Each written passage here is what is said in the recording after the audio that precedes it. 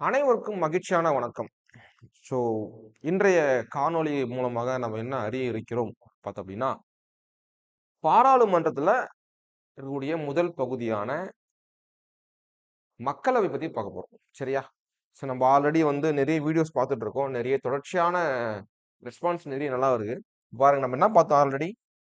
மத்திய அரசுன்னு பார்த்தோம். சரியா? ஸோ மத்திய அரசுல எத்தன பகுதிகளை கொண்டு செயல்படும்னு சொல்லிட்டு கேட்டா 3 பகுதி சொல்லியிருந்தோம். ஒண்ணு என்ன அப்படின்னா, நிர்வாகம். சரியா? நிர்வாகம் ஒண்ணு இருக்கு. இன்னொன்னு பாராளுமன்றம். ஓகேவா? 3 வந்து நீதித்துறை. இது 3 பார்ட்ஸ் வெரி இம்பார்ட்டன்ட் மத்திய அரசு இயங்குவதற்கு. இதுல பார்த்தோம் அப்படின்னா, நம்ம வந்து president, vice president, PM, prime minister and ministers பார்த்தாச்சு. இப்போ என்ன பார்க்க போறோம் அப்படின்னா, பார்லிமெண்ட்ல 2 அவைகள் இருக்கு இல்லையா? ஒண்ணு மக்களவை, இன்னொன்னு மாநிலங்களவை. ஓகேவா? இதுல நம்ம என்ன பார்க்க போறோம்னா, இந்த மக்களவை பத்தி பார்க்க போறோம். ஃபுல் டீட்டெயிலா பார்க்க போறோம். சரியா? இது பள்ளி புத்தகத்தை சார்ந்து இருக்கும். பிளஸ் அவுட் ஆஃப் சிலபஸும் சேர்ந்திருக்கும். ஓகேவா? அவுட் ஆஃப் சிலபஸ் கிடையாது. Out of book. சரியா? இது பார்த்துட்டு மாநிலங்களவை பார்க்கலாம் வேற இன்னொரு வீடியோல. அதுக்கப்புறம் நீதித்துறை பார்த்துட்டோம்னா மத்திய அரசு முடிஞ்சு போச்சு. நீங்க எங்கேயுமே படிக்க தேவையில்ல. சரியா? வீடியோ அ கன்டென்ட்லாம் தரமா இருக்கும். அதுல எந்த ஒரு குறைபாடும் கிடையாது. சரியா? இருக்காது. நாங்க அஷ்யூரன்ஸ் குடுக்குறோம். ஓகேவா? ஸோ இந்த பாத்துங்க. இப்ப என்ன பார்க்க போறோம் அப்டின்னா, பாராளுமன்றத்துல ஃபர்ஸ்ட் பாராளுமன்றம்ல என்ன சொல்லுது விளக்கிடலாம். பிறகு பாராளுமன்றத்தினுடைய முக்கியமான ஒரு 3 பகுதிகள் இருக்கு. அந்த 3 பகுதிகள் என்ன? பாராளுமன்றத்தினுடைய அவைகள பத்தி பார்க்க போறோம். சரியா? ஓகே. சரி இது பார்க்கறதுக்கு முன்னாடி நம்ம இன்னொரு அகாடமி சார்பாக இன்னொரு சின்ன ஒரு அப்டேட். என்ன ஒரு அப்டேட் அப்டின்னா, நம்மளுடைய அகாடமி சார்பாக ஒரு ஆன்லைன் கிளாஸ் வந்து நம்ம ஸ்டார்ட் பண்ண போறோம். ஓகேவா? பாருங்க. இந்த ஆன்லைன் கிளாஸ் வந்து பார்த்தோம் அப்டின்னா எப்படி இருக்கும்? இந்த ஆன்லைன் வகுப்பு. நீங்க எங்கேயோ இருப்பீங்க. வேற டிஸ்ட்ரிக்ட்ல இருப்பீங்க. இப்போ ஒரு ஒரு டைரக்ட் கிளாஸ் ஆஃப்லைன்ல நடத்துறோம் அப்படின்னா, நம்ம ஃபேஸ் டு ஃபேஸ் பேசுவோம். உங்க டவுட்லாம் கேட்பாங்க. சந்தேகங்கள் வந்து தீர்த்து வைப்போம். சரியா? இப்போ நாங்க வந்து எப்படி கண்டக்ட் பண்றோம் அப்படின்னா, ஒரு regular class Monday to Friday வரைக்கும் கிளாஸ் நடத்துறோம் அப்படின்னா, ஆஃப்லைன்ல டெய்லி 2 ஹவர்ஸ் நடத்துவோம். ஓகேவா? 10 மணிக்கு ஆரம்பிக்கிறோம் அப்படின்னா, 12:00 வரைக்கும் உங்களுக்கு கிளாஸ் போயிட்டு தான் இருக்கும். இது வந்து ரெகுலர் கிளாஸ் சொல்லுவோம். இதே வீக்கெண்ட் பார்த்தோம் அப்படின்னா, மார்னிங் 10 டூ ஈவினிங் 4:30 வரைக்கும் கிளாஸ் போகும். ஒரு 3 செக்ஷன் நம்ம வந்து கவர் பண்ணுவோம். இதே தான் நம்ம என்ன பண்ண போறோம்னா, ஆன்லைன்ல பண்ண போறோம். எப்படி பண்ண போறோம்? இது பாருங்க, ஒண்ணுமே கிடையாது. நீங்க உங்க வீட்ல இருப்பீங்க. 2 டைம் இருக்கு. சரியா? ஒண்ணு மார்னிங் பேட்ச் இருக்கு. மார்னிங் இருக்கு. அப்புறம் ஈவினிங் பேட்ச் இருக்கு. 2 பேட்ச் இருக்கு. 2 பேட்ச் தான். Morning and evening. ஓகேவா? 2 பேட்ச் இருக்கு. டைமிங் நான் வந்து சொல்றேன். யார் ஜாயின் பண்றாங்களோ அவங்க டைம் சொல்றேன் நானு. கரெக்ட்டா இருக்கும். இப்ப பாருங்க. இந்த கிளாஸ்ல என்னலாம் கவர் பண்றோம் அப்டின்னா, ஃபர்ஸ்ட் ஒன் இது வந்து ஒரு லைவ் கிளாஸா உங்களுக்கு இருக்கும். சரியா? டைரக்ட்டா ஆ இப்ப நான் எப்படி இங்க ஒரு ஆஃப்லைன்ல பேசிட்டு இருக்கோமோ, அதே போல நீங்க வீட்ல இருந்து நம்போ லைவ் கிளாஸ் வந்து அட்டெண்ட் பண்ணுவோம். இது டெய்லி உங்களுக்கு 2 ஹவர்ஸ் கிளாஸ் நடத்துவாங்க. எப்படி உங்களுக்கு ஒரு ரெகுலர் கிளாஸ் ஒரு ஆஃப்லைன்ல உங்களுக்கு எப்படி ஆ எந்த டைமிங் கரெக்ட் பிடிக்கிறாங்களோ, அதே மாரி உங்களுக்கு ஆன்லைன்லயும் 2 ஹவர்ஸ் கிளாஸ் கம்பல்சரி நடத்துவாங்க. டவுட் கிளாரிஃபிகேஷன் எப்படி ஒரு ஆஃப்லைன்ல வந்து உங்களுக்கு சந்தேகங்கள வந்து கேட்பீங்களோ, அதே போல நீங்க ஒரு ஹெட்செட் மாட்டிக்க போறீங்க. ஃபோன் வச்சுட்டு போறீங்க. என்ட்ட பேச போறீங்க. நான் உங்களுக்கு சந்தேகங்கள விளக்குவேன். எவ்வளவு ஸ்டூடண்ட்ஸ் இருந்தாலும் அவங்களுடைய சந்தேகங்கள நான் விலக்கி வைப்பேன். அடுத்து வீக்லி டெஸ்ட் வாரத்துக்கு ஒரு முறை கம்பல்சரி ஒரு ஷெட்யூல் டெஸ்ட் இருக்கும். நெக்ஸ்ட் உங்களுக்கு சப்போர்ட் பண்ணுவாங்க. 24/7 உங்களுக்கு வாரத்துல 7 நாளுமே உங்களுக்கு சப்போர்ட் பண்ணுவாங்க. என்ன டவுட்ஸ் கால் பண்ணி எல்லாம் சொல்லுவாங்க. அடுத்து பிடிஎஃப் மெட்டீரியல் உங்களுக்கு குடுத்துருவோம். இன்னொன்னு லைவ் டெஸ்ட் நடக்கும். சரியா? இந்த வகுப்பானது எப்போ உங்களுக்கு ஸ்டார்ட் பண்றோம் அப்டின்னா, மார்ச் 17 ஓகேவா? கம்மிங் மண்டேல இருந்து உங்களுக்கு ஸ்டார்ட் பண்ண போறாங்க. ஓகேவா? இன்னைக்கு நாளைக்கு டைம் இருக்கு. பிளஸ் கம்மிங் வீக் ஃபுல்லாவே உங்களுக்கு டைம் இருக்கு. எப்போ நீங்க ஜாயின் பண்ணிக்கலாம். சரியா? உங்களுக்கான ஃபீஸ் என்ன அப்டின்னா 4999 இது ஆஃபர்லாம் கிடையாது. சரியா? இது ஆஃபரோ இல்ல நான் ஏத்தி இறக்குறதோ கிடையாது. எனக்கு தெரிஞ்சு இது ரீசனபிளா இருக்கும்னு நான் நினைக்கிறேன். மத்த அகாடமிஸ் கம்பேர் பண்ணும்போது, நாங்களும் கொஞ்சம் குவாலிட்டியா தான் குடுக்குறோம்னு நினைக்கிறேன். என்னுடைய கன்டென்ட்டும் சரி, நான் டீச் பண்ற விதமும் சரி, கொஞ்சம் குவாலிட்டியா இருக்குன்னு நான் ஃபீல் பண்றேன். ஓகேவா? அதுக்கேத்த ஒரு ரீசனபிளான ஒரு ஃபீஸ் தான் இது. சரியா? 4999 ரொம்ப ஏழ்மையா இருக்கிறவங்க என்கிட்ட ஃபோன் பண்ணி பேசுங்க. உங்களுக்கு ஏத்த மாரி நான் என்ன ஆஃபர் பண்ணி குடுக்குறேன். எனக்கு மணி முக்கியம் கிடையாது. இப்ப நீ பார்ப்பீங்க நெறைய அகாடமிஸ் எவ்வளவு ஃபீஸ் கால் பண்றாங்க. நமக்கு ரொம்ப ரொம்ப கம்மி தான். சரியா? நீங்க இந்த பேட்ச்ல ஜாயின் பண்ண நினைக்கிறவங்க கீழ இருக்கிற நம்பருக்கு கான்டாக்ட் பண்ணுங்க. சரியா? இப்ப நம்ம கிளாஸ்க்கு போலாம்.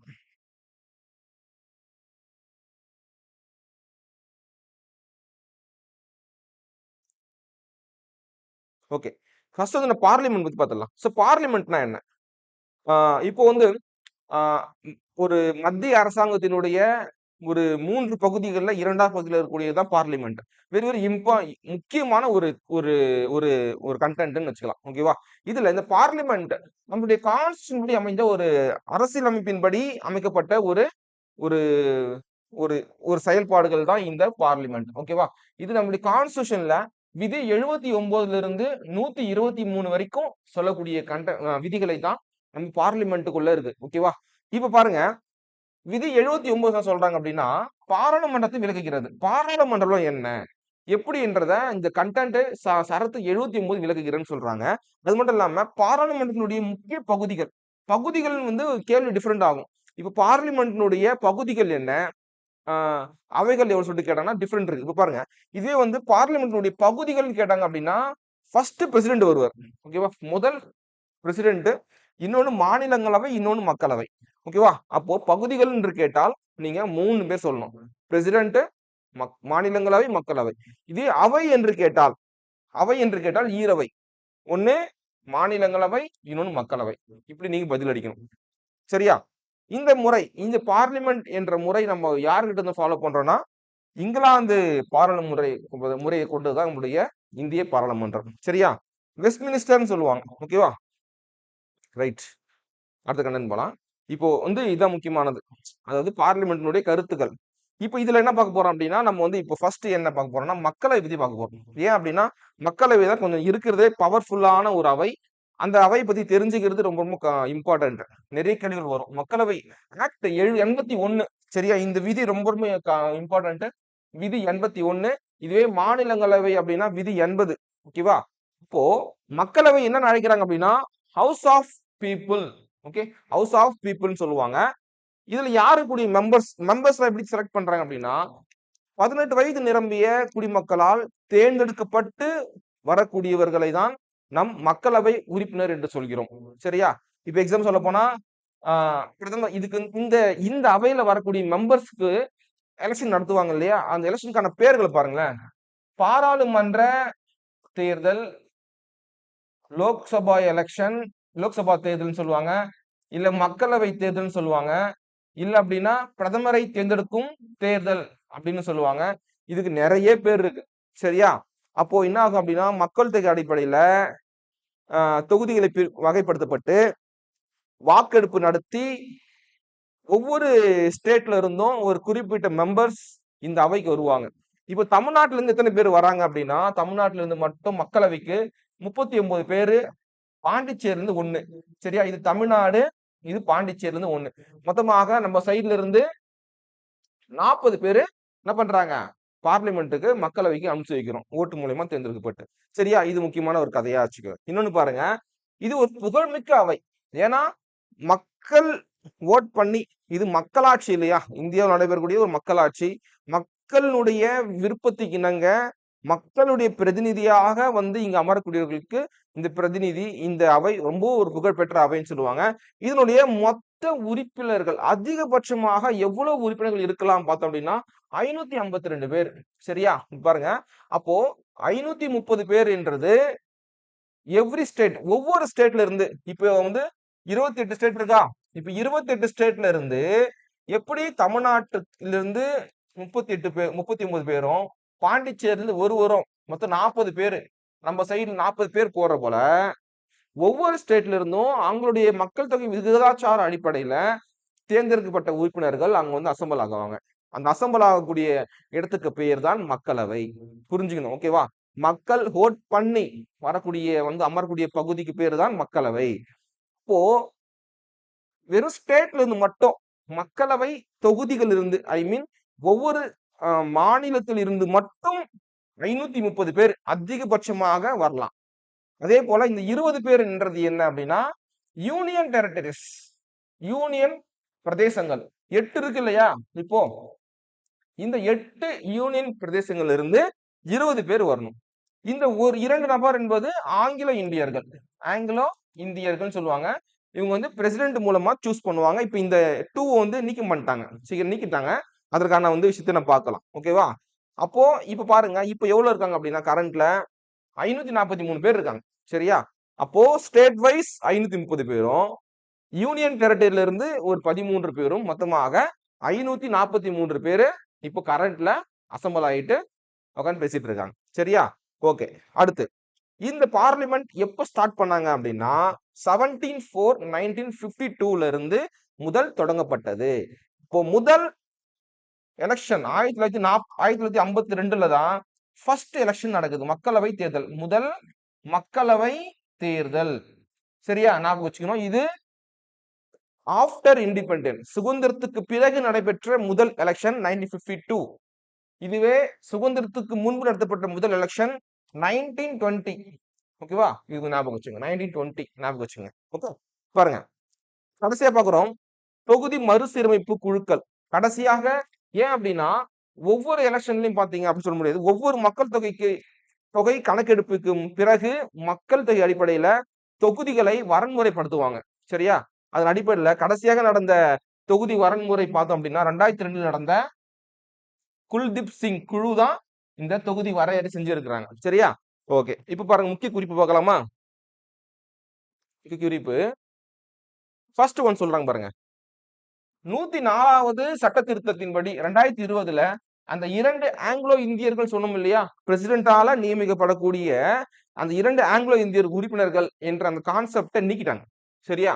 நீக்கம் பண்ணிட்டாங்க. 104வது சட்ட திருத்தம். அடுத்து முதல் சபாநாயகர் யாரு? ஜிவி மௌலாங்கர். எப்போ எந்த பீரியட் எதிர்க்கு இருந்திருக்காரு பாருங்க. 15th May 52 to 27 February 1956 வரைக்கும். ஓகேவா? அந்த ஆண்டு காலம் வரைக்கும் சபாநாயகராக இருந்தவர் யார் என்றால் முதல் சபாநாயகர் ஜிவி மௌலாங்கர். முதல் துணை சபாநாயகர் யாரு? எம் ஆனந்தசாமி ஐயங்கார். ஓகேவா? இவங்க பாத்தீங்க அப்படின்னா 30 May 52 to 56 March 17 வரைக்கும். ஓகேவா? இங்க இரண்டு பேர் இருந்திருக்காங்க முதல் முறையாக. இது முக்கியமான கேள்வி. அடுத்து மக்களவை தொகுதி 2001ஆம் ஆண்டு மக்கள் தொகை கணக்கெடுப்பின்படி உள்ளது. சரியா? இப்போ வந்து பாத்தீங்க அப்படின்னா இந்த இருக்கு இல்லையா, 530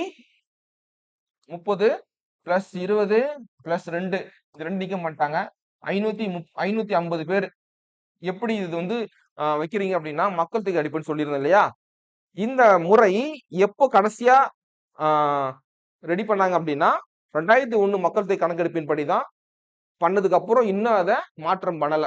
சரியா? அடுத்து தொகுதிகளை மாற்றி அமைக்கும் அதிகாரம் நாடாளுமன்றத்துக்கு உள்ளது. சரியா? எப்பவுமே சரி, ஒரு ஸ்டேட்டை எது பண்ணாலும் சரி, அதே போல தொகுதி மாற்றி அமைக்கும் எல்லா பவர்ஸுமே பார்லிமெண்ட்ல இருக்கு. சார் பார்லிமெண்ட்னா யாரு? பார்லிமெண்ட்னா மக்களவை, மாநிலங்களவை, குடியரசுத் தலைவர். அவ்வளவுதான். இங்க 3 பேர் தான் மெயின். ஓகேவா? அடுத்து நிதி மசோதா மக்களவையில் மட்டுமே கொண்டு வர முடியும். இதை பத்தி நம்ம கீழே பார்க்கலாம். இந்த வீடியோல வந்து கிளியரா பார்க்கலாம். ஓகே, நிதி மசோதாக்களை பத்தி பார்ப்போம். ஓகேவா? மசோதாக்கள் என்றால் என்ன? மசோதா எத்தனை வகையான மசோதாக்கள் உள்ளது? ஒவ்வொரு மசோதா எந்தெந்த அவையில் எப்படி தாக்கல் செய்யப்படும் என்பதை கிளியரா பார்க்கலாம். ஓகே, ஃபர்ஸ்ட் செயல்படும் விதம். பார்லிமெண்ட் மக்களவை செயல்படும் விதம் பார்க்கலாம். இது சொல்றாங்க பாருங்க. அலுவல் நேரம் எவ்வளவு? அலுவல் நேரம் அலுவல் நேரம் பாத்தீங்கன்னா காலைல 11 to 1, அதே போல 2 to 6 முதல் 1 மணி நேரம், அதாவது 11 to 12 கேள்வி நேரம் சொல்லுவாங்க. ஓகேவா? அடுத்து மக்களவை ஆண்டுக்கு 3 முறை கூடுகிறதா. நம்ம பார்லிமெண்ட் வருஷத்துக்கு 3 முறை கூடும். அந்த 3மே வெரி இம்பார்ட்டன்ட். ஃபர்ஸ்ட் கூடக்கூடிய அந்த அவைக்கு பேர் என்னன்னா பட்ஜெட் கூட்டத்தொடர். அதாவது வெயில் கால கூட்டத்தொடர் சொல்லுவாங்க. ஓகேவா? வெயில் கால கூட்டத்தொடர் அப்படின்னு சொல்லுவாங்க. வெயில் கால கூட்டத்தொடர்னு சொல்லுவாங்க. இதுக்கு இன்னொரு பேர் என்னன்னா, இதுலதான் வந்து பட்ஜெட் வந்து தாக்கல் பண்ணுவாங்க பிப்ரவரியுடைய ஃபர்ஸ்ட் வீக்ல. பாருங்க, பிப்ரவரி ஃபர்ஸ்ட் வீக்லயே என்ன பண்ணிடுவாங்க? பட்ஜெட் தாக்கல் செய்வாங்க. இரண்டாவது மழைக்கால கூட்டத்தொடர். அதாவது நம்மளுடைய இந்த ஒவ்வொரு பருவ காலம் இருக்கு இல்லையா, இந்த பருவ காலத்தின் போல 3 பருவ காலத்தை வச்சிருக்காங்க. மழைக்கால கூட்டத்தொடர் ஜூலை டு செப்டம்பர். குளிர்கால கூட்டத்தொடர் நவம்பர் டு டிசம்பர். ஞாபகம் வச்சுங்க. அடுத்து நம்பிக்கையில்லா தீர்மானம். நம்பிக்கையில்லா தீர்மானம் மக்களவையில் மட்டுமே கொண்டு வர முடியும். அதாவது மக்களவை என்பது என்ன? மக்களவை என்பது பெரும்பான்மை கொண்ட கட்சி, அந்த கட்சியின் தலைவரை பிரதமராக கொண்ட ஒரு அமைச்சரவை குழு இருக்கும். அதுல ஆளுங்கட்சி, எதிர்கட்சி சொல்லி 2 அவைகள் இருக்கும். 2 டீம் இருக்கும். அதான் மக்களவைன்னு சொல்றோம் இல்லையா. அதாவது இந்த மக்களவையில் கொண்டு வரக்கூடிய இந்த நம்பிக்கையில்லா தீர்மானமானது எதிர்கட்சியினர் தான் கொண்டு வருவாங்க. எதிர்கட்சி இருக்காங்க இல்லையா, இப்போ பிஜேபி இருக்கு, காங்கிரஸ் இருக்கு. இப்போ காங்கிரஸ் தான் பிஜேபி மேல நம்பிக்கையில்லா தீர்மானம் கொண்டு வருவாங்க. எப்படி கொண்டு வருவாங்க? இந்த ஆட்சி மீது எங்களுக்கு நம்பிக்கை இல்ல. மக்களுக்கு திட்டங்கள் செய்ய மாட்றாங்க. அது பண்றாங்க, இது பண்றாங்க சொல்லிட்டு நம்பிக்கையில்லா தீர்மானம் கொண்டு வருவாங்க. அப்படி நம்பிக்கையில்லா தீர்மானம் கொண்டு வரும்போது, அந்த நம்பிக்கையில்லா தீர்மானம் வெற்றி பெற்று விட்டது என்றால், கரண்ட்ல இருக்கிற ஆட்சி கலைஞ்சு போயிடும். ஓகேவா? இதுதான் ரீ எலக்ஷன் வைப்பாங்க. ஒருவேளை நிறைய நடந்திருக்கா தெரியல. அப்படி நடந்துச்சு அப்படின்னா மேக்ஸிமம் வந்து அந்த நம்பிக்கையில்லா தீர்மானம் தோல்வியில தான் முடிஞ்சிருக்கும். ஓகேவா? அதிகமா நடந்து தோல்வியில முடிஞ்சிருக்கும். அடுத்து மக்களவையின் தலைவர் பேர் என்னன்னா சபாநாயகர். இதுவே துணைத் தலைவருடைய பெயர் என்ன அப்படின்னா அவங்களுக்கு துணை சபாநாயகர். இவங்களை பத்தி நம்ம கீழே டீட்டெயிலா பார்க்கலாம். ஓகேவா? அடுத்து இப்ப சரத்து பார்க்கலாம். ஓகேவா? சரத் 84ல சொல்றாங்க பாருங்க. 84 மக்களவை மக்களவை உறுப்பினர்கள் ஆவதற்கான தகுதி சொல்றாங்க. என்ன குவாலிஃபிகேஷன்? ஒரு மக்களவை உள்ள போய் நீங்க நீங்க நீங்க ஒரு இந்திய குடிமகன். நீங்க போயிட்டு மக்களவையில உள்ளுக்குள்ள போக முடியும்னா கண்டிப்பா போலாம். என்னென்ன தகுதிகள் வேணும் அப்படின்னு நம்மளுடைய சட்டமானது 84 சொல்லுது. முதல்ல நீ ஒரு இந்திய குடிமகனா இருக்கணும். ஓகேவா? இவர் ஒண்ணு இந்தியன் சிட்டிசன்ஷிப். இன்னொன்னு உனக்கு 25 வயது முடிஞ்சிருக்கணும். ரன்னிங்ல இருக்குன்னு சொல்லக்கூடாது. முடிஞ்சிருக்கணும். அது மட்டும் இல்லாம இந்தியாவுக்குள்ள 2 ஆண்டுகளுக்கு மேல சிறை தண்டனை பெற்றிருக்க கூடாது. அது மட்டும் இல்லாம அரசு பணியில் இருக்கக்கூடாதுன்னு சொல்லுவாங்க. மனநிலை சரியில்லாதவராக இருக்கக்கூடாது. பெற்ற கடனை திருப்பி செலுத்த முடியாதவராக இருக்கக்கூடாது. இதெல்லாம் சொல்லுவாங்க. இதெல்லாம் பேசிக்கானது. இது ஞாபகம் வச்சுக்கணும். ஓகே. சரத் 85 நாடாளுமன்ற கூட்டம் நீட்டிப்பு கலைப்பு. அதாவது மக்களவை கலைக்கும் அதிகாரம் குடியரசுத் தலைவரிடம் உள்ளது. சரியா? ஒரு மக்களவை கலைக்கணும் அப்படின்னா கலைப்பவர் பிரசிடென்ட் தான். ஆனா அதற்கு ஆலோசனை வழங்குபவர் யார் என்றால் பிரதமர். ஞாபகம் வச்சுங்க. அப்ப 85 படி நாடாளுமன்றத்தை கூட்டவும் கலைக்கவும் அவருக்கு நீட்டிப்பு செய்யவும் கலைக்கவும் அவருக்கு அதிகாரம் உண்டு பிரசிடென்ட்டுக்கு. இரு கூட்டங்களுக்கும் இடையே 6 மாதத்திற்கு மேல் இடைவெளி கூடாது. இரு கூட்டம்னா என்ன? ஆண்டுக்கு 3 முறை கூடுதுன்னு சொல்றோம் இல்லையா? அப்போ ஒவ்வொரு கூட்டத்தொடருக்கும் கண்டிப்பா 1 மாதம் கேப் இருக்கலாம். அந்த கேப்ன்றது 6 மாதத்துக்கு மேல இருக்கக்கூடாது. ஒரு கூட்டத்தொடருக்கும் அடுத்த கூட்டத்தொடருக்கும் இடையான கால அளவு 6 மந்த்க்கு மேல இருக்கக்கூடாது அப்படின்னு சொல்றதுதான் இந்த சரத்து 85. ஓகேவா? ரைட். நெக்ஸ்ட் சரத்து 86 பாராம். நாடாளுமன்றத்தின் இரு அவைகளிலும் குடியரசுத் தலைவர் உரையாற்றலாம் மற்றும் தகவல் அனுப்பலாம். ஏன்னா பார்லிமெண்ட்ன்றதையே பார்லிமெண்டினுடைய முக்கியமான ஒரு அங்கமாக இருக்கக்கூடியவர் பிரசிடென்ட். அவர் எந்த அவைக்கும் வருவாரு. எந்த அவையிலும் அவருக்கு எந்த அவையிலும் இப்போ காலையில மக்களவை உட்கார்ந்து பார்க்கலாம். இல்ல மதியம் மாநிலங்களவைக்கு போலாம். அது அவருடைய விருப்பம். சரியா? அவர் எந்த அவைக்கும் செல்வதற்கு அவருக்கு அதிகாரம் உண்டு. ஓகேவா? சொல்றது விதி 86. அடுத்து குடியரசுடைய உரை. இது ரொம்ப ரொம்ப இம்பார்ட்டன்ட். நிறைய முறை கேட்டிருக்காங்க. பிரசிடென்ட் உரை பாருங்களேன். அதாவது பார்லிமெண்ட்ல மக்களவையினுடைய முதல் கூட்டத்தை கூட்டுபவர். முதல் தேர்தல் முடிந்தவுடன் முதல் கூட்டத்தை கூட்டுபவர் அவர்தான். இன்னைக்குதான் ஒரு எலெக்ஷன் முடிஞ்சிருக்கு. பார்லிமெண்ட் எலெக்ஷன், மக்களவை எலெக்ஷன் முடிஞ்சிருக்கு அப்படின்னா கவர்மெண்ட் ஆட்சி அமைச்சிட்டாங்க. ஃபர்ஸ்ட் கூட்டத்துல அந்த கட்சியானது தன்னுடைய பெரும்பான்மை நிரூபிக்கணும்னு சொல்லுவாங்க. அந்த கூட்டத்தை கூட்டுபவரே பிரசிடென்ட் தான். இதே போல வருடத்திற்கு முதல் கூட்டத்தை கூட்டுபவரும் இவர்தான். எவ்ரி இயர் ஒவ்வொரு வருஷத்தினுடைய முதல் கூட்டமும் இவருடைய உரை உடன் தான் தொடங்கும். அந்த உரை எப்படிப்பட்டு இருக்குன்னா வருங்காலத்துல இந்த அரசு என்னென்ன பண்ண போகுது, என்னென்ன செயல்பாடு செய்ய போறாங்கன்றத அந்த குடியரசுத் தலைவர் அந்த ஒவ்வொரு இயர்னுடைய முதல் கூட்டத்துல உரையாற்றுவாங்க. இதே போல வருஷத்துக்கு 2 முறை கூட்டுறாரு. சரியா? 2 முறை கூட்டத்தை கூட்டுறாரு. புரிஞ்சிருக்கும்னு நினைக்கிறேன். நெக்ஸ்ட் சரத் 88 என்ன சொல்றாங்க பாருங்க. 88 இந்திய தலைமை வழக்குரைஞர் நாடாளுமன்ற நடவடிக்கைகளில் கலந்து கொள்ளவும் பேசவும் உரிமை உண்டு. ஆனால் வாக்களிக்க உரிமை இல்லை. இந்திய தலைமை வழக்குரைஞர் சொல்லுவாங்க. அதாவது ஒவ்வொரு கவர்மெண்ட்டுக்கும் ஒரு தலைமை வழக்கறிஞர் இருப்பார். இப்போ எவ்ரி கவர்மெண்ட் தலைமை இப்போ தமிழ்நாட்டுக்குன்னு ஒரு தமிழக தலைமை வழக்கறிஞர் இருப்பார். அதே போல இந்தியாவுக்குன்னு ஒரு வழக்கறிஞர் இருப்பார். ஹெட். சரியா? அந்த வழக்கறிஞர் அவையில கலந்து கொள்ளலாம். பார்லிமெண்ட்ல மக்களவையோ அல்லது மாநிலங்களவையோ நீங்க கலந்து கொள்ளலாம், பேசலாம். சொல்றாங்க நடவடிக்கைகளை மேற்கொள்ளலாம். ஆனால் ஒரு வாக்கெடுப்பு நடத்தப்படும் பொழுது அந்த இடத்துல இந்த தலைமை வழக்கறிஞர் தன்னுடைய வாக்கை செலுத்த முடியுமா அப்படின்னு கேட்டா முடியாது. ஏன்னா அவர் வந்து தேர்ந்தெடுக்கப்பட்ட உறுப்பினர் கிடையாது இல்லையா?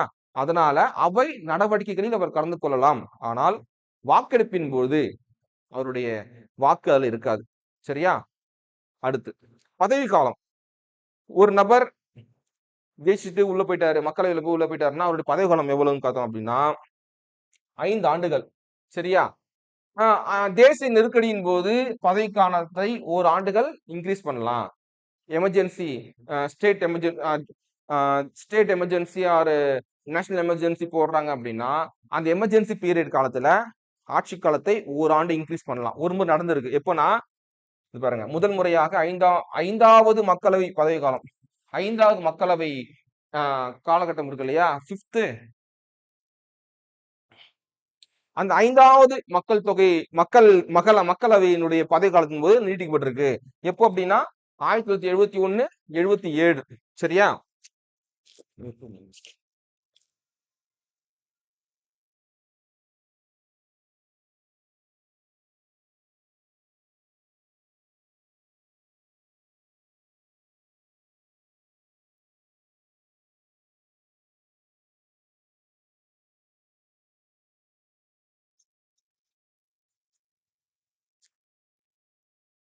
ஓகேவா? புரிஞ்சிருக்கா? 5வது மக்கள் தொகை, சாரி 5வது மக்களவை எலெக்ஷன் நடந்துச்சு இல்லையா, அந்த 5th எப்ப நடந்துச்சு? 1971, 77. இந்த காலகட்டத்தில் தான் என்ன பண்ணிருக்காங்க அப்படின்னா 1 இயர் இன்க்ரீஸ் பண்ணிருக்காங்க. ஓகேவா? இது ரொம்ப ரொம்ப இம்பார்ட்டன்ட். அடுத்து இப்ப நம்ம பார்த்தது எல்லாமே பாத்தீங்க அப்படின்னா மக்களவை பத்தி பார்த்தோம். இப்போ மக்களவையினுடைய தலைவராக இருக்கக்கூடியவர் யாருன்னா சபாநாயகர் மற்றும் துணை சபா, இவங்க 2 பேர் பத்தி பார்க்க போறோம். ரொம்ப ரொம்ப இம்பார்ட்டன்டான பர்சன்ஸ் இங்க 2 பேருமே. இவங்க பத்தி அழகா பார்த்துடலாம். ஓகேவா? ரைட். ஃபர்ஸ்ட் என்ன கண்டென்ட் பாருங்க. மக்களவையை தலைமை நடத்துபவர். மக்களவை இவர் ஹெட். புரியுதா? அப்ப மக்களவையினுடைய தலைவராக இருக்கக்கூடியவர் யார் என்ற சபாநாயகர். அவருடைய தலைமையின் கீழ் தான் மக்களவை நடைபெறும். நெக்ஸ்ட் 93 சார் 93 படி சபாநாயகர் மற்றும் துணை சபாநாயகர் மக்களவை உறுப்பினர்களை தங்களுக்குள் இருவரை தேர்வு செய்கிறார்கள். சரி, எப்படி சார் வந்து சபாநாயகரை சூஸ் பண்றாங்க? தனியா சபாநாயகர் சொல்லி எலெக்ஷன் என்ன வைப்பாங்களா? என்ன கிடையாது. அதாவது மக்களவை உறுப்பினர் இருக்காங்க இல்லையா, எவ்வளவு பேர் இருக்காங்க மக்களவை உறுப்பினர்கள்? 500, இப்போ கரண்ட்ல 550 பேர் வச்சுக்கலாம். 550 பேர் தான். இந்த 550 பேருக்குள்ள தங்களுக்குள் இருவரை வெற்றி பெற்ற, ஐ மீன் இப்ப இங்க எல்லாரும் வெற்றி பெற்றவங்க தான். சரியா? எலெக்ஷன் வெற்றி பெற்றவங்க தான். இந்த 550 பேரு மக்களவை உறுப்பினர்கள் தங்களுக்குள் இருவர் யாரு? சபாநாயகர் மற்றும் துணை சபா. ஓகேவா? 2 பேரையுமே தங்களுக்குள்ள இருந்து என்ன பண்ணிருப்பாங்க? தேர்வு செய்து கொள்வார்கள் அப்படின்னு சொல்றாங்க. ஓகேவா? அடுத்து சரி, ஒருவேளை மக்களவை கலைக்கப்பட்டால், ஒருவேளை மக்களவை கலைச்சிட்டாங்க, நம்பிக்கையில தீர்மானம் ஏதோ ஒண்ணு நடந்து போச்சு, மக்களவை கலைச்சிட்டாங்க, அல்லது நியூ கவர்மெண்ட் வேற ஒரு ஆட்சி, இன்னொரு கட்சி ஆட்சிக்கு வந்துருச்சு, இந்த சூழ்நிலையும் போது சபாநாயகர் பதவி காலி ஆகுமான்னு கேட்டா காலி ஆகாது. எப்ப காலி ஆகாது? ஒரு நியூ சபாநாயகர் வரும் வரை, ஒரு புதிய சபாநாயகர் வரும் வரை அந்த சபாநாயகர் தன்னுடைய பணியை மேற்கொள்வார். புரிஞ்சுச்சா? நியூ கவர்மெண்ட் வந்தாலும் அந்த நியூ கவர்மெண்டினுடைய சம்பந்தப்பட்ட சபாநாயகர் வரும் வரை தன்னுடைய பணியை அவர் என்ன பண்ணுவாரு? மேற்கொண்டு கொண்டுதான் இருப்பார். சபாநாயகர் பதவி காலி ஆகாது. சரியா? கூட்டத்திற்கு தலைமை தாங்குபவர். சரியா? பாருங்க, அதாவது கூட்டம்னா என்ன? ஒரு மசோதா நிலுவையில் இருக்கும்போது அந்த மசோதா மீது இரு அவைகளும் சேர்ந்து இறுதி முடிவு எடுப்பாங்க. அதான் கூட்டுக்கூட்டம் சொல்லுவாங்க. இப்போ கூட்டத்துக்கு கூட்டுபவர் குடியரசுத் தலைவர், அதுக்கு தலைமை தாங்குபவர் சபாநாயகர். சரியா? ஞாபகம் வச்சுக்கணும். கூட்டம் என்பது சாதாரண மசோதாவுக்கு மட்டும் தான் பண்ணுவாங்க, கூட்டம் செய்வார்கள். ஒரு சட்ட திருத்த மசோதாவோ, ஒரு சட்ட திருத்தமோ அல்லது பணம் சார்ந்த ஒரு மசோதாவோ அந்த கூட்டத்துக்கு கொண்டு வர மாட்டாங்க. ஞாபகம் வச்சுக்கணும். ஓகேவா? நெக்ஸ்ட், இந்திய தலைமை நீதிபதிக்கு சமமான அந்தஸ்து. ஒரு இந்திய தலைமை நீதிபதி, ஒரு சுப்ரீம் கோர்ட் ஜட்ஜுக்கு எந்த ஒரு அந்த அளவுக்கு பவர் இருக்கோ அந்த அளவுக்கு இவருக்கு பவர் இருக்கு. ஓகேவா? நெக்ஸ்ட், அவைக்கு சபாநாயகர் தலைமை தாங்கினால் துணை சபாநாயகர் சாதாரண உறுப்பினராக செயல்படுவார். இப்போ 2 தலைவருக்குன்னு சொன்னாங்க. சபாநாயகருக்கு உடம்பு சரியில்லை, வீட்டுல தூங்கிட்டு இருக்காரு அப்படின்ற பட்சத்துல துணை சபாநாயகர் அவை மேற்கொள்வார். சபாநாயகர் இருக்கும் பொழுது துணை சபாநாயகர் ஒரு சாதாரண மெம்பர் போலதான் அவையினுடைய நடவடிக்கைகளை கவனிச்சு கொண்டிருப்பார். அடுத்து, ஒரு மசோதா நிதி மசோதாவா, பாருங்க, மசோதா நிதி மசோதாவா அல்லது சாதாரண மசோதாவா என்று தீர்மானிக்கும் அதிகாரம் படைத்தவர் யார் என்றால் சபாநாயகர். அதாவது நல்லா புரிஞ்சுக்கிட்டீங்க, அந்த மசோதா ரொம்ப ரொம்ப இம்பார்ட்டன்ட். நம்ம கீழே பார்க்கலாம், இது கீழே இருக்கு கண்டென்ட் மசோதா பத்தி. சரியா?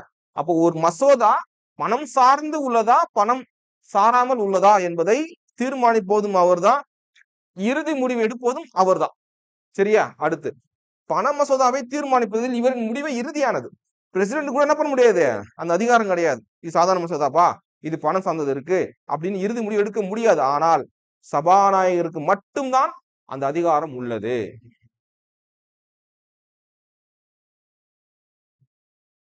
கட்சித்தாவல் சட்டத்தை இவரின் முடிவு இறுதியானது.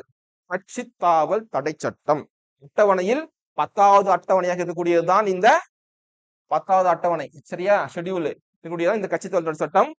அதை பத்தி நம்ம போட்டிருக்கோம், போய் பாருங்க அவருடைய பவர்ஸ். ஓகே, இவருடைய இப்போ வந்து சபாநாயகருடைய முக்கிய விதிகள் பார்க்கலாமா?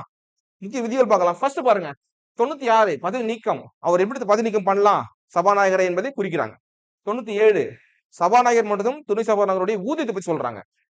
107 முக்கியமானது மட்டும் தான் கொடுத்திருக்கேன். ஓகேவா? 107 பாருங்க, மசோதாவை அறிமுகம் செய்தல் மற்றும் நிறைவேற்றுதல்.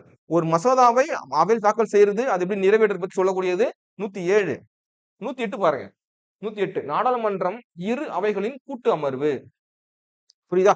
இப்ப ஜாயின்ட் மீட்டிங் பத்தி பார்க்க போறோம், கிளியரா பார்க்க போறோம். ஜாயின்ட் மீட்டிங்னா என்ன, கூட்டு அமர்வுனா என்ன, எந்த நேரத்துல கூட்டு அமர்வு வந்து மேற்கொள்வாங்க. இப்ப பாருங்க, அதாவது காரணம் இருக்கணும். ஓகேவா? ஒரு மசோதா நிற்குது, ஒரு மசோதா நிலுவையில் இருக்குன்னா சில காரணங்களால நிலுவையில் இருக்கு. அந்த மசோதா எப்படி நிறைவேற்றலாம் அப்படின்னு பட்சத்துலதான் இரு அவைகளிலுமே, இரு அவைகளில் மக்களவை மாநிலங்களவை அந்த 2 அவையும் கூட்டு ஒரே அவையில உட்கார வச்சு ஒட்டுமொத்த வாக்கெடுப்பு நடத்துவாங்க. சரியா? அந்த கூட்டத்தை கூட்டுபவர் குடியரசுத் தலைவர், அந்த கூட்டத்துக்கு தலைமை தாங்குபவர் சபாநாயகர். சபாநாயகர் இல்லைன்னா துணை சபா, துணை சபா இல்ல அப்படின்னா மாநிலங்களவையினுடைய துணைத் தலைவர். இந்த 3 பேரும் என்ன பண்ணுவாங்க, தலைமை தாங்குவாங்க அப்படின்னு வரையறுத்து வச்சிருக்காங்க. சரி, காரணம் கேட்கறாங்க. ஜாயின்ட் மீட்டிங் அதாவது இரு அவைகளும் கூட்டு கூட்டம். காரணம் கேட்கறாங்க. ஒரு மசோதா, காரணம் பாருங்களேன், ஒரு மசோதா மற்றொரு அவையில் நிராகரிக்கப்படல், மக்களவையில ஏத்துக்கிறாங்க, மாநிலங்களவையில நிராகரிச்சிடுறாங்க. இது மாதிரி சூழ்நிலையின் போது அப்போ ஒரு மசோதாவானது இரு அவைகளிலும் வெற்றி பெறணும். இப்போ மக்களவையில வெற்றி பெற்றுருச்சு, மாநிலங்களவையில ஓரளவுக்கு வெற்றி பெற்று விட்டது, குறைந்த பெரும்பான்மையுடன், அறுதி பெரும்பான்மையுடன் நீ வெற்றி பெற்று விட்டது அப்படின்னா அடுத்த கட்ட சட்டம் மாறிட்டு போயிட்டே இருக்கும். இப்போ மக்களவை ஏத்துக்கிறாங்க, மாநிலம் ஏத்துக்க மாட்டாங்க, மாநிலங்களை ஏத்துக்கிறாங்க, மக்களவை ஏத்துக்க மாட்டாங்க. இப்படி இப்படி 1-2 போகிட்டு இருக்கும் போது ஒரு அவை ஸ்டே ஆகும். இன்னொன்னு பாருங்க, ஒரு மசோதாவில் கொண்டு வரப்பட்ட திருத்தங்களை இரு அவைகளுக்கும் ஒத்து போக முடியவில்லை. ஒரு மசோதா கொண்டு வராங்க, அந்த 2 அவைக்குமே ஏத்துக்க மாட்டாங்க மெம்பர்ஸ். புரியுதுங்களா? ஒரு மசோதா நான் கொண்டு வரேன் அப்படின்னா அனைவரும் அதை ஏத்து சொல்லிட்டு அவசியம் கிடையாது, நிராகரிக்கிறாங்க, அக்செப்ட் பண்ணிக்க மாட்டாங்க, 2 அவை ஏத்துக்க மாட்டாங்க. இப்போ ஸ்டே ஆகுது. இன்னொன்னு பாருங்க, மசோதா அவையில் 6 மாதங்கள் ஆகியும் எந்த ஒரு நடவடிக்கை எடுக்கப்படாத பட்சத்துல அது ஸ்டே நிக்குது. இப்போ இது போல 3 காரணங்கள் சொல்றாங்க. சரியா? அந்த 3 காரணங்களுக்காக பிரசிடென்ட் என்ன பண்றாரு அப்படின்னா கூட்டு கூட்டத்திற்கு தகவல் அனுப்புவாங்க. யாருக்கு? பிரசிடென்ட்டுக்கு. ஐயா, இது போல ஒரு 4 மசோதா அப்படியே ஸ்டே நிக்குது 6 மாசத்துக்கு மேல, இந்த அவையில ஒத்துக்க மாட்டாங்க, அந்த அவையில ஒத்துக்குறாங்க, 2 கூட்டமும் ஒத்துக்க மாட்டாங்க. இப்படி பட்சத்துல பிரசிடென்ட்டுக்கு தகவல் அனுப்புவாங்க. அவர் என்ன பண்ணுவாரு, ஓகே இது நாட்டுக்கு தேவையான சட்டம், ஏன் ஒத்துக்க மாட்டாங்க, சரியா, அப்போ ஜாயின்ட் மீட்டிங் போடலாம் அப்படின்றாங்க. நல்லா புரிஞ்சுக்கணும் நீங்க, இந்த ஜாயின்ட் மீட்டிங் என்பது சாதாரண மசோதாவுக்கு மட்டும்தான் போடுவாங்க, பணம் சார்ந்த மசோதாவிற்கு போட மாட்டாங்க ஜாயின்ட் மீட்டிங். ஓகே, என்ன பண்றாரு பிரசிடென்ட்னா பண்றாரு, கூட்டத்துக்கு அழைப்பு விடுறாரு, சபாநாயகர் தலைமை தாங்குறாரு. பண மசோதாவிற்கு கூட்டு கூட்டம் கூட்ட முடியாது, பாயிண்ட் ஞாபகம் வச்சுங்க. சபாநாயகர் இல்லை என்றால் துணை சபா, அவரும் இல்லை என்றால் மாநிலங்களவையினுடைய துணை தலைவர், இவங்க தலைமை தாங்குவாங்க. சரி, இதெல்லாம் முக்கியமான பாயிண்ட். சார், ஜாயின்ட் மீட்டிங் இது வரைக்கும் எத்தனை முறை நடந்திருக்கு, எத்தனை முறை நடந்திருக்கு நினைக்காதீங்க, 3 முறை தான், 3 டைம்ஸ் தான் நடந்திருக்கு கூட்டு கூட்டமே. எதுக்கு சொல்லியிருக்காங்க பாருங்க. ஃபர்ஸ்ட் ஒன் 3 முறை வரதட்சணை தடுப்பு மசோதா, இதுல மக்களவையில என்ன பண்றாங்க, நிராகரிச்சிட்டாங்களாம். அதனால என்ன பண்றாங்க, 1961ல கூட்டு கூட்டம் போட்டு வெற்றி பெற வச்சிட்டாங்க, மக்களவை நிராகரிக்கப்பட்டது. அடுத்து 2வது பாருங்க, வங்கி பணியாளர் கமிஷன் மசோதா, மாநிலங்களவையில நிராகரிக்கப்பட்டுச்சான், அது மக்களவையில நிராகரிச்சிட்டாங்க, இத மாநிலங்களவையில் நிராகரிச்சிட்டாங்க. இப்போ 1978ல இதுவும் ஜாயின்ட் மீட்டிங் போட்டு வெற்றி பெற வச்சிட்டாங்க. தீவிரவாத தடுப்பு சட்டம், போக்சோ சொல்லுவாங்க, சாரி போட்டா PO PAன்னு சொல்லுவாங்க, கோட்டா சட்டம் கேள்விப்பட்டிருப்பீங்கன்னு நினைக்கிறேன். இத மாநிலங்களவையில் நிராகரிக்கப்பட்டதால 2002ல என்ன பண்ணிட்டாங்க, இது வந்து ஜாயிண்ட் மீட்டிங் போட்டு கொண்டு வந்தாங்க. இப்போ இந்த மூன்றுமே ஜாயிண்ட் மீட்டிங்ல கொண்டு வரப்பட்டது. இது வரைக்கும் 3 முறை தான் நடந்திருக்கு. சரியா? அடுத்து பாருங்க, இந்திய அரசியலமைப்பு சட்டத்துல 2 வகையான மசோதாக்கள் உள்ளன. சட்டத்துல ஆஸ் பர் கான்ஸ்டிடியூஷன் படி 2 இருக்கு, மற்றவைன்ட்டு ஒரு 3 இருக்கு, மொத்தம் 5. ஆஸ் பர் ரூல் படி பாருங்க, அரசியலமைப்பு சட்டத்தின்படி 2 வகையான மசோதாக்கள் இருக்கு, இதர மசோதாக்கள் சொல்லிட்டு ஒரு 3 இருக்கு. சரியா? 2 அப்புறம் 3 அப்படின்றாங்க. ஃபர்ஸ்ட் என்ன?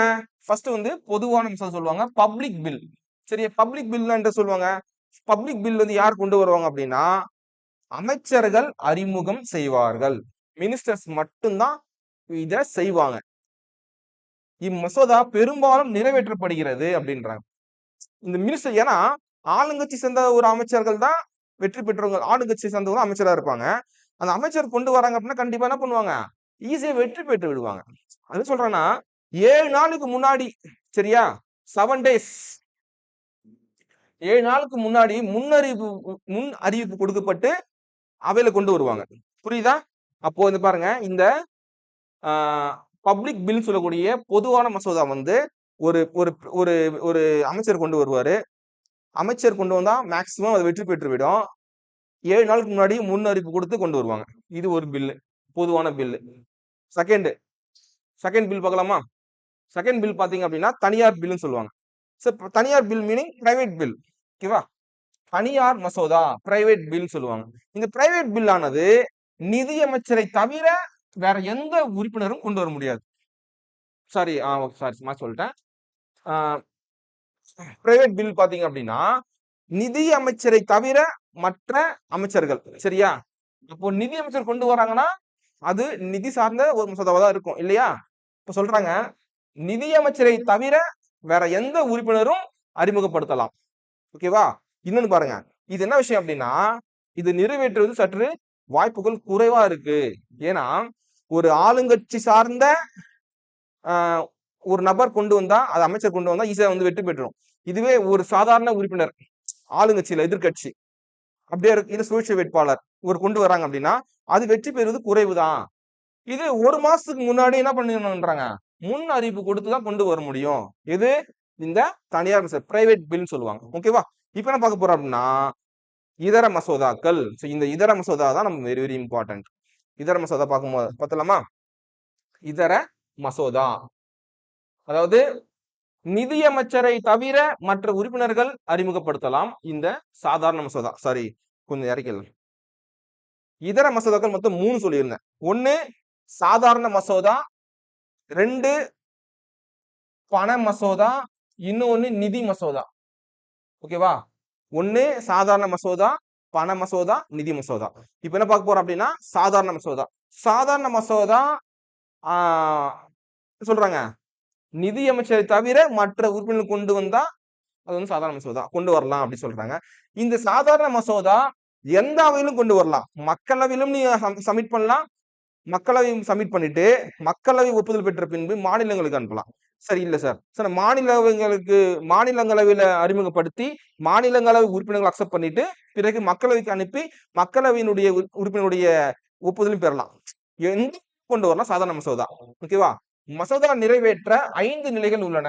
ஒரு மசோதா வந்து நிறைவேற்றணும் அப்படின்னா சாதாரண மசோதா 5 ஸ்டேஜ் இருக்குன்றாங்க, 5 வாசிப்புகள் இருக்கு. இப்ப முதல் வாசிப்பு பாருங்களேன். முதல் வாசிப்புல சொல்றாங்க, ஃபர்ஸ்ட் ஒரு மசோதா, ஒரு சாதாரண மசோதா வாசிப்பு நடத்துற முதல் வாசிப்புல சொல்றாங்க, மசோதா அறிமுகப்படுத்துறாங்க. இது என்ன மசோதா சொல்லி அறிமுகப்படுத்துறாங்க. பிளஸ் அரசு இதழில் வெளியிடுவாங்க. சரியா? கெசட்ல வெளியிடுவாங்க. இது ஒண்ணு முதல் வாசிப்பு. இரண்டாம் வாசிப்பு என்ன? மசோதாவை ஆய்வு செய்கிறாங்க, பிளஸ் இறுதி வடிவம் கொடுக்குறாங்க. செகண்ட் ஸ்டேஜ், செகண்ட் வாசிப்புல மசோதா வந்து வாசிக்கிறாங்க, இறுதி ஃபைனல் ஸ்ட்ரக்சர் கொண்டு வராங்க. மூன்றாம் வாசிப்பு மசோதா நிறைவேற்றம் அல்லது நிராகரிக்கிறாங்க. மூன்றாவது வாசிப்புல மசோதா நிறைவேற்றப்பட்டதா நிராகரிக்கப்பட்டதான்னு சொல்றாங்க. நான்காம் வாசிப்புல மசோதாவை திரும்ப வாசிக்கிறாங்க, சும்மா ஸ்பீச் பண்றாங்க. 5ஆம் வாசிப்புல மசோதா நிறைவேற்றப்பட்டு குடியரசு ஒப்புதலுக்கு அனுப்பப்படுறாங்க. அப்ப ஒரு மசோதா பிரசிடென்டினுடைய ஒப்புதல் பெற்ற பின் சட்டமாக மாறும் என்பதை நீங்க அறிஞ்சுக்கணும். அப்போ 5 ஸ்டேஜ்ல இந்த 5th ஸ்டேஜ் இருக்கு இல்லையா, என்ன பண்றாங்க, மசோதா நிறைவேற்றப்பட்டு பிரசிடென்ட்க்கு அனுப்புறாங்க. ஓகேவா? இதுதான் வந்து சாதாரண மசோதாவுடைய 5 ஸ்டேஜ். Very very important. அடுத்து ஒரு மசோதா 6 மாத காலமாக எந்த நடவடிக்கையும் இல்லாம இருக்கு அப்படின்னா, அந்த டைம்ல தான் என்ன பண்ணுவாங்க, கூட்டத்துக்கு ஸ்டார்ட் பண்ணுவாங்க. கூட்டத்தை கூட்ட அழைப்பு எடுக்கலாம். அடுத்து பண மசோதா. பண மசோதா ஆக்ட் 114 பண மசோதா வெரி இம்பார்ட்டன்ட். இந்த பண மசோதா ஆனது நிதி அமைச்சரை தவிர வேற யாராலுமே அறிமுகம் செய்ய முடியாது. ஓகே, நிதி அமைச்சரை தவிர வேற யாராலுமே என்ன பண்ண முடியாது, அறிமுகம் செய்ய இயலாது. 110 படி பண மசோதாவை வரையறை செய்கிறது. 110 விதியின் கீழ செய்யறாங்க. இன்னொன்னு, மக்களவையில் மட்டுமே அறிமுகப்படுத்த முடியும். ஒரு சாதாரண மசோதா மக்களவையிலும் பண்ணலாம், மாநிலங்களிலும் பண்ணலாம். ஆனால் பணம் சம்பந்தப்பட்ட ஒரு மசோதா மக்களவையில் மட்டும்தான் அறிமுகம் செய்ய இயலும். பண மசோதா தான் என்பதை சபாநாயகர் தான் இறுதி சொல்லுவார். இறுதியா ஃபைனல் சொல்லுவார். ஓகே, இது சம்பந்தப்பட்ட இது வந்து பணம் சம்பந்தப்பட்ட மசோதா அப்படின்னு இறுதியா சொல்றவர் யாரு, சபாநாயகர். நெக்ஸ்ட் அது கண்டென்ட். ஓகே, பாருங்க, குடியரசுத் தலைவருடைய முன் அனுமதி பெற வேண்டும். நல்லா வச்சுங்க. இப்போ வந்து பிப்ரவரி மாசம் லாஸ்ட் மந்த் ஃபர்ஸ்ட் வீக்ல வந்து பட்ஜெட் கொண்டு வந்தாங்க இல்லையா, நம்ம நிர்மலா சீதாராமன் கொண்டு வந்தாங்க. எந்த பணம் சம்பந்தப்பட்ட மசோதாவாக இருந்தாலும் ஃபர்ஸ்ட் பிரசிடென்ட் கிட்ட முன் அனுமதி பெறணும். ஓகேவா? பாருங்க, இது வந்து மக்களவை, இது பிரசிடென்ட், இதுதான் வந்து மணி பில். ஓகேவா? மணி பில்னு வச்சுக்கலாம். ஒரு மணி பில் ஃபர்ஸ்ட் என்ன பண்ணணும் அப்படின்னா, முதல்ல எடுத்தது மக்களவைக்கு வரக்கூடாது. முதல்ல பிரசிடென்ட் கிட்ட போகணும். பிரசிடென்ட் போயிட்டு அவரு ஒப்புதல் கொடுக்கணும். ஓகே, அப்படி ஒப்புதல் கொடுத்த பின்புதான் என்ன பண்ணுவாங்க, பிறகுதான் மக்களவை கொண்டு வருவாங்க. கொண்டு வந்து திரும்ப ஆகும் பிரசிடென்ட்டுக்கு அனுப்புவாங்க. சரியா? இந்த ப்ராசஸ் பண்ணுவாங்க. இதுதான் முக்கியமான விஷயம். ஓகேவா? அப்போ என்ன சொல்றாங்க பாருங்க, பிரசிடென்ட்டுக்கு முன்னுரிமை பெற்ற பின்புதான் மக்களவையில பண மசோதா அறிமுகம் செய்ய முடியும். நெக்ஸ்ட், மாநிலங்களவையில் இம்மசோதாவிற்கு 14 நாட்களுக்குள் ஒப்புதல் அளிக்க வேண்டும். இதனை நிறுத்தவோ நிராகரிக்கவோ அவைக்கு அதிகாரம் இல்லை. 14 நாட்களுக்குள் ஒப்புதல் அளிக்காவிட்டால் தானாகவே இரு அவைகளும் ஏற்றுக்கொண்டதாக கருதப்படும். என்ன சொல்றாங்க புரிஞ்சுக்கணும்னா, நீங்க ஒரு மசோதா மக்கள் தாக்கல் பண்ணியாச்சு பாருங்க, மக்களவையில தாக்கல் பண்ணியாச்சு. இப்ப மாநிலங்களுக்கு போகணும். இங்க இருந்து அனுப்புறாங்க, அனுப்பிட்டாங்க. 14 நாளுக்குள்ள 2 வீக்ஸ்க்குள்ள இந்த அவை அந்த மசோதா மீது ஒப்புதல் கொடுக்கணும். இல்ல அந்த மசோதா வந்து சரியில்லை, கொஞ்சம் திருத்தி அனுப்புங்க அப்படிலாம் சொல்ல முடியாது. ஒரு முறை சொல்லி அனுப்பலாம், ஒரு முறை பண்ணாங்க, ஓகே ரிட்டர்ன் அனுப்பலாம். மக்களவை இல்ல எந்த மாற்றம் பண்ண முடியாது, நான் அப்படிதான் அனுப்புவேன் அப்படின்னு சொல்லும் போது மீண்டும் வரும்பொழுது இந்த அவை கண்டிப்பா ஒப்புதல் கொடுத்தே ஆகணும். சரியா? அத சொல்றாங்க. அதுவும் 14 டேஸ்க்குள்ள. ஓகேவா? பாருங்க, ஏற்றுக்கொண்டதா கருதப்படும். அந்த 14 நாளுக்குள்ள நீ குடுக்கலையா, அப்படியே வச்சுட்டே இருக்கியா, எதுவும் சொல்லாம, அது ஏற்றுக்கொண்டதா கருதப்படும் சொல்லுவாங்க. இது ரூல். நெக்ஸ்ட், குடியரசுத் தலைவர் ஒப்புதல் அளிக்கலாம் அல்லது நிலுவையில் வைக்கலாம் அல்லது மறுபரிசீலனைக்கு அனுப்ப இவருக்கு அதிகாரம் கிடையாது. சரியா? இதே இதே நிதி பணம் சம்பந்தப்பட்ட மசோதா பிரசிடென்ட் அனுப்புறாங்க. அனுப்பிட்டு அவரு காலம் காலத்தலாம் ஹோல்ட் பண்ணி வைக்கலாம். ஒரு முறை அனுப்பிச்சு விடலாம், அனுப்பிச்சு விட்டு கொஞ்சம் மாற்றம் பண்ணி கொண்டு வாங்க அப்படின்னு சொல்லுவாங்க. மக்களவை உறுப்பினர்கள் அது மாற்றம் செய்யாம திரும்ப அதே கண்டென்ட் அனுப்புறாங்க அப்படின்னா அது ஏற்றுக்கொள்வதற்கு அவர் கடமைப்பட்டவர். சரியா? இது ஸ்கூல் புக்ல இருக்கு, ஞாபகம் வச்சுங்க. அடுத்து நிதி மசோதா. ஓகே, சோ நிதி மசோதா பார்க்கலாமா? சோ நிதி மசோதா என்பது ஆக்ட் 117. நிதி மசோதா 2 வகையா பிரிக்கிறாங்க. ஒன்னு நிதி மசோதா 1, இன்னொன்னு நிதி மசோதா 2. ஓகேவா? பண மசோதாவினுடைய நிதி மசோதாவின் உட்பிரிவு. சரியா? பண மசோதா என்பது நிதி மசோதாவினுடைய உட்பிரிவு. சரியா? ஞாபகம் வச்சுங்க. எல்லா பண மசோதாவும் நிதி மசோதா ஆகும். பணம் சம்பந்தப்பட்டு வரக்கூடிய அனைத்து மசோதாவும் நிதி மசோதா தான். ஆனா எல்லா நிதி மசோதாவும் பண மசோதா அல்ல. இந்த கண்டென்ட் கொஞ்சம் நல்லா தெளிவா படிங்க. சரியா? எல்லா பண மசோதாவும் நிதி மசோதா, எல்லா நிதி மசோதாவும் பண மசோதா அல்ல. ஓகே ஓகே, இப்ப பாருங்க, பண மசோதா நிதி மசோதா 1 என்ன சொல்றாங்க, நிதி மசோதா 1 சொல்றாங்க பாருங்க, சரத்து 117ல 1ல குறிப்பிடுறாங்க. சரத்து 110 கீழ் இது வந்து செயல்படுத்துறாங்க. இது மக்களவையில மட்டும்தான் கொண்டு வர முடியும். குடியரசினுடைய முன் அனுமதி பெற வேண்டும். இது பண மசோதாவை போன்றது.